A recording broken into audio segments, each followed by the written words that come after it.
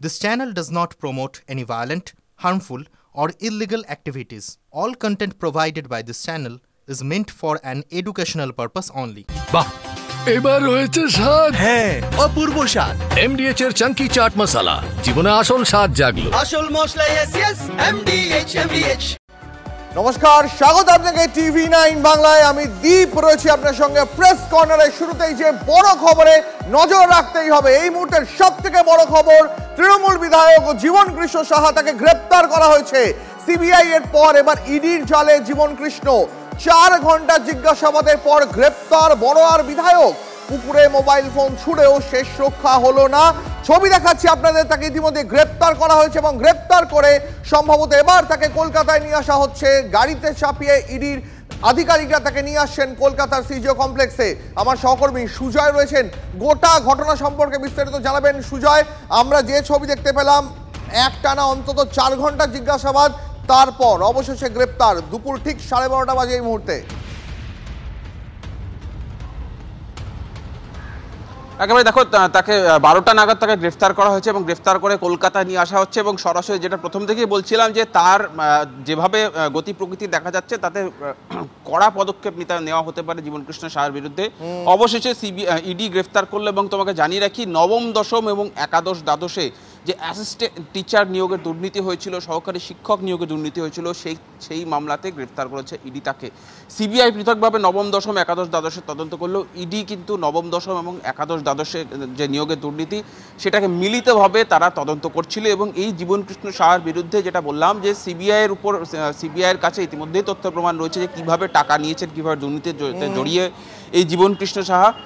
ইডিও কিন্তু সেই সংক্রান্ত তদন্তের পাশাপাশি আর্থিক লেনদেনের বিষয়টা দেখছে যে এই যে সমস্ত চাকরি প্রার্থীরা যাদের নাম ওয়েটিং লিস্টে থাকার পর তাদের থেকে টাকা নেওয়া হয়েছিল এবং মোটা অঙ্কের টাকা, সর্বোচ্চ 12 থেকে 15 লক্ষ টাকা পর্যন্ত নেওয়া হয়েছিল এবং প্রত্যেকের থেকে অ্যাডভান্স টাকা নিয়ে নেওয়া হয়েছিল। কারোর ক্ষেত্রে 60,000, কারোর ক্ষেত্রে 1 লাখ, 2 লাখ, 5 লাখ টাকাও অ্যাডভান্স নিয়েছিলেন জীবন কৃষ্ণ সাহা। কিন্তু অবশেষে যখন চাকরি দিতে পারলেন না, যখন তাদের চাকরি হলো না, তারা যখন টাকা চাইছিলেন তখন চাপ দেওয়া হচ্ছিল, হুমকি দেওয়া হচ্ছিল। কিন্তু এই বিপুল অঙ্কের টাকা, যাদের টাকা ফেরত দেননি জীবন কৃষ্ণ সাহা, সেই টাকাটা কোথায় গেল সেটাই ইডি খুঁজছে। যে বিপুল অঙ্কের টাকা, কোটি কোটি টাকা কোথায় গেল তারই কিছু মানি ট্রেল তারা ইতিমধ্যেই পেয়েছেন। যে প্রসন্ন রায়ের বাড়িতে তারা তল্লাশি চালিয়েছিলেন এবং এই প্রসন্ন রায়ের সঙ্গে সরাসরি লিঙ্ক রয়েছে জীবন কৃষ্ণ সাহার। জীবন কৃষ্ণ সাহার কাছে যারা টাকা দিতেন সেই টাকাটা তার প্রসন্ন রায়ের যে 83টি সংস্থা ছিল সেই সংস্থার মাধ্যমে সেই কালো টাকাকে সাদা করা হতো, বিভিন্ন ক্ষেত্রে বিনিয়োগ করা হতো, সম্পত্তি কেনা হতো, সেই সংক্রান্ত বিষয়ে তোমাকে একটু বিরত করছি, আমি আসবো তোমার কাছে। আমাদের সঙ্গে থাকো এই মুহূর্তে বিজেপি নেতা দিলীপ ঘোষ রয়েছেন আমাদের সঙ্গে টেলিফোন লাইনে। দিলীপ দা, প্রায় 4 ঘন্টা জিজ্ঞাসাবাদের পর বড়োয়ার তৃণমূল বিধায়ককে গ্রেপ্তার করলো ইডি, কি বলবেন? প্রথম কথা তো ছাড়া পায় কি করে এরা?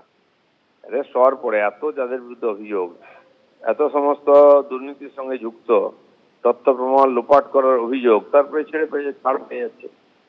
এই যে তদন্ত করছে, বহু লোক এরকম ছাড়া পেয়ে যাওয়ার জন্য সমাজের মধ্যে একটা দুশ্চিন্তা শুরু হয়েছে, তাহলে এরা কোনোদিন সাজা পাবে না। যাই হোক, আমার মনে হয় তথ্য প্রমাণ সবাই এবারে অ্যারেস্ট হয়েছে, বিচার হওয়া উচিত, সাজা হওয়া উচিত, নাহলে পরপর এরকম চুরি চলতেই থাকে। দিলীপ দা, আপনার কি মনে হয় আরো বড় মাথা রয়েছে এই গোটা ঘটনার পিছনে? কারণ আজকেও যখন জীবন কৃষ্ণ সাহাকে জিজ্ঞাসাবাদের চেষ্টা হচ্ছিল, তার আগে তিনি তার মোবাইল ফোন পুকুরে ফেলে দেওয়ার চেষ্টা করেন। কেন, কি লুকোনোর চেষ্টা করছেন তিনি? এই যে 26,000 চাকরি চুরি হয়েছে, তার মধ্যে তো 8,000 লোক তো পয়সা দিয়ে চাকরি করেছে। যারা পরীক্ষা দিয়ে চাকরি করেছেন তার মধ্যে অনেকে টাকা দিয়েছে। এছাড়াও বহু যে ঘোটালা আসছে বাইরে থেকে, সে তথ্য চেপে যাচ্ছে বারবার, কারণ তার অনেক দূর অব্দি যাবে। তো সেই জন্য তথ্য লোপাট করার বারবার চেষ্টা, কাউকে বাঁচাবার জন্য। তো আমার মনে হয় সময় আসছে, আস্তে আস্তে এসে সমস্ত তথ্য সামনে আসবে এবং রাঘব বোয়ালও সামনে আসবে। বেশ, ধন্যবাদ আপনাকে। আরে কম দে কিন্তু খাঁটি দে।